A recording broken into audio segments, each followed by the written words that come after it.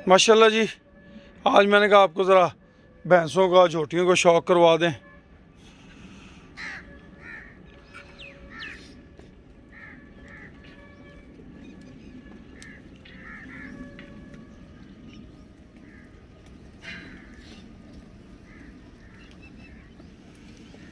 ये सारे animals pregnant हैं माशाल्लाह।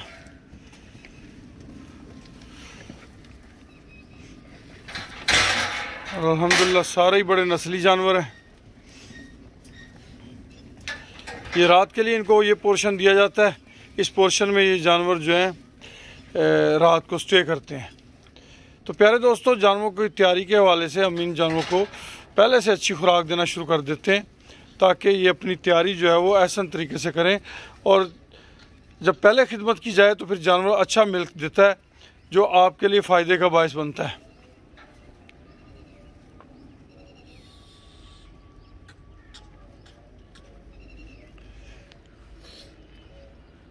ये जी माशाल्लाह ये पोर्शन इनके रात के स्टे के लिए, उसके साथ साथ ये गेट जो है ये खुला रहता है। जानवर अपनी मर्ज़ी से यहाँ से आके पानी पिएँ, या खुरलियों में इनका वंडा वगैरह मौजूद होता है, वो वंडा वगैरह इस्तेमाल करें। इन्हें इजाज़त आम वाला मामला है। तो ये हमारा पोर्शन जो है ना, ये हमारा भैंसों वाला पोर्शन है। इसके अलावा हमारे पास भैंसें जो है वो नेक्स्ट पोर्शन में भी मौजूद हैं।